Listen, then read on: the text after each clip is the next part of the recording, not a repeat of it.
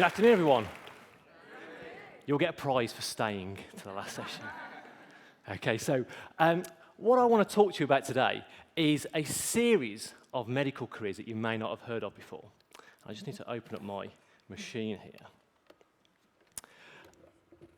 And I've got a whole host of medical gadgetry to kind of show you how big my body is. Okay.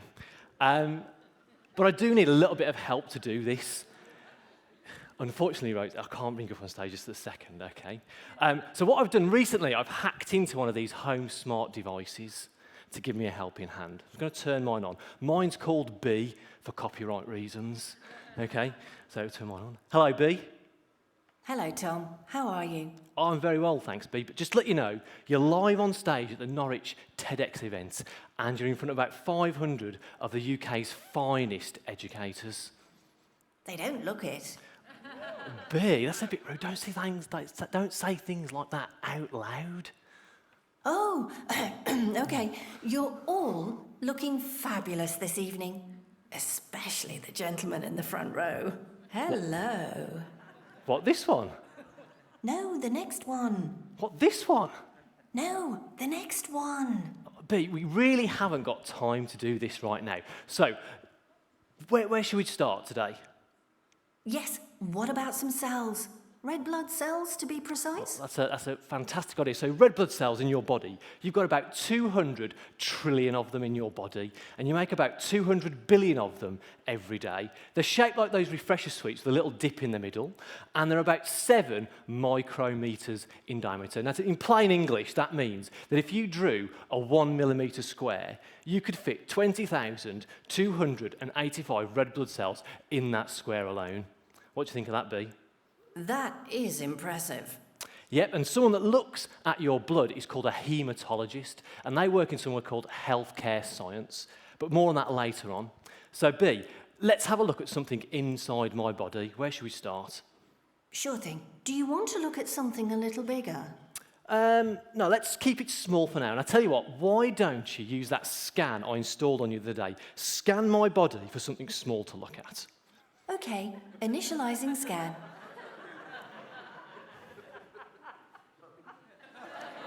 Oh, no, B, gags like that with a sophisticated audience like this, you can't do things like that. So, sorry, Tom. They did laugh, though. Let's try your ear. Okay, good choice. So we're going to use something called an otoscope, and this is used by an audiologist to have a look inside your ear. I'm going to just pop mine in my ear. Whoops-a-daisy. And we should be able to see my eardrum in just a second on there, okay? And my eardrum is like a frosted window. And we're looking at this white blob right in the middle. And that white blob is called the malleus bone. It's about 8 millimeters in size. Okay? And next to that, you've got a bone called the incus. And then the one after that is called the stapes. And that's about 1 millimeter in size. So if we took all those bones out, you could actually fit all 3 bones on the side of a penny. What do you think of that, B? Good job you cleaned out your ears, Tom. I know, yeah. We did this earlier on. Look at what we found. Yeah. It's a bit, I think we better take that off the screen because I think someone's going to be sick on the front in a minute, okay? So where should we go next? Let's stay in your head. Okay. What about your eye and the blood vessels in your retina?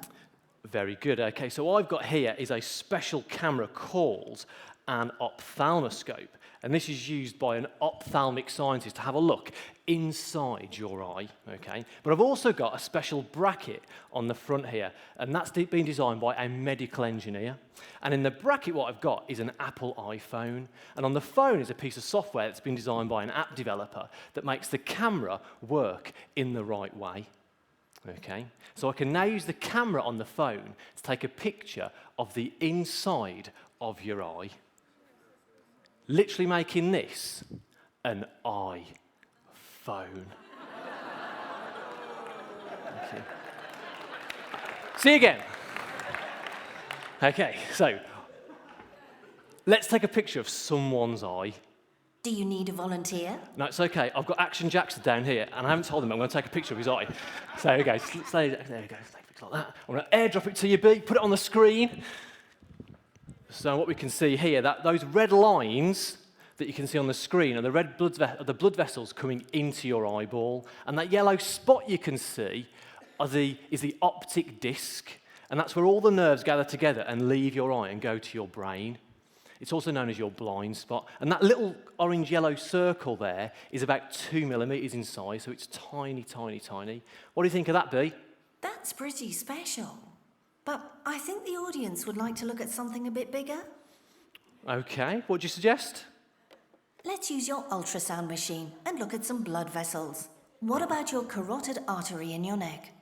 Good choice, Bea. So I've got my ultrasound machine here, and I'm going to look at the carotid artery in my neck, and this is used by a vascular scientist. And just to let you know, everything I'm kind of talking about today, none of these are doctors, and they're all accessible if you get levels 9 to 4, grades A to C in your GCSEs. If you get 5 GCSEs, you can come and do anything that I'm going to show you today. And what I'm going to do, I'm going to pop this on my neck in a minute, and you're going to see 2 lines on the screen that are pulsing, and that's my carotid artery, okay? So I'm going to pop this on my neck, and you should be able to see the blood vessels in my neck. So those 2 lines are the blood vessels in my neck. There you go, you can see it pulsing now. Okay, if I press some colour, we can look at the blood flow speed as well. So when it goes bright yellow, that's the blood flow speeding up, and when it goes orange, that's the blood slowing down with every heartbeat, so you can see that pulsing on there. Okay, so to measure these blood vessels, we've got to change the angle of the probe, and what you're going to see this time is a round disc on the screen. Okay, that's my carotid artery, and next to it is my jugular vein taking blood the opposite way. But you won't see it initially. I've got to hold my breath and strain, and you'll see the blood vessel appear. Okay? So I'm going to pop this on my neck. Let's get this ready on here. Okay, ready? And if I just pause that there. Okay, so you should be able to see that blood vessel is inflating then. That big one there, that is my jugular vein, bringing blood from my head to my body. And just on the left-hand side, that little disc is my carotid artery. And I've had these officially measured by a vascular scientist. And that small one, that's about 1 centimetre in size. And my jugular is around about 2 centimetres in size. And the technical term they used, this is an official medical term for my blood vessels, is whoppers. Okay? So I've got unusually large blood vessels in my neck. Okay, Bea, what should we do next? Why don't you do that thing I caught you doing the other day? Oh, Bea, we can't do that. We're live on the internet, and TEDx would get shut down. No, not that thing. The other thing. In the bathroom. Okay, so the ultrasound machine is quite a versatile piece of kit, and it can be used to look in different parts of your body. So when I'm at home with these people, I like to play around and have a look at what we've got in my body. So what I decided to do is drink loads of water and not go to the toilet for a couple of hours, and then scan my bladder. Okay? And this is what we found when I scanned my bladder. So that black disc there is my bladder full of wee. Okay? Can you guess what I did next? I had a wee. Now, I did kind of ask TEDx if I could do this live on stage and kind of go and have a wee and do this live. But for some reason, I said that wasn't a really good idea. So I've recorded a little video for you to show what happens when you have a wee. Roll the video, Bea. Okay, we're all set up. I've got the probe, it's all gelled up. I'm just going to put it on my abdomen, point it down. There we go, there's my bladder. And let's have a wee.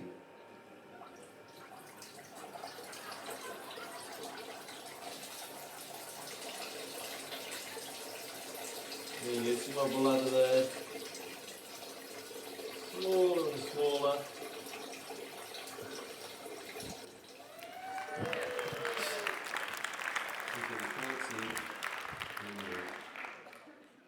Pretty amazing, don't you think? So my bladder went from about 15 centimetres to kind of a shriveled kind of prune kind of shape in that short amount of time while I was having a wee. Tom, you've shown the audience all these gadgets, but don't forget about the careers. That's right. So very quickly, we started off with our blood A phlebotomist is someone that takes blood. It's analysed by a haematologist or a biochemist, and you have people like transfusion scientists to help with blood transfusions. The otoscope camera that I put in my ear, that's used by an audiologist. A medical engineer helps design hearing aids, and you've got speech and language therapists that help people communicate. The ophthalmoscope's used by an ophthalmic scientist. The medical engineer designed the bracket to put the phone in, and the software engineer designed the app on the phone to make the camera work in the right way. The ultrasound machine was used by a vascular scientist to look at my neck. A urodynamic and renal specialist was there to look at my bladder. It's also used by physiotherapists, cardiac physiologists, breast cancer care teams, and many more. Then there's a physicists and engineers that go into designing those bits of kit. And I could go on and on and on, because there's about 300 amazing jobs in the NHS. And my key message to anyone watching, a young person watching that loves science and can get 5 GCSEs at levels 9 to 4, grades A to C, is that there is an absolutely huge, wide world of amazing careers that make a difference to so many people's lives. I'm Tom Warrender, the Human Guinea Pig. Thank you very much.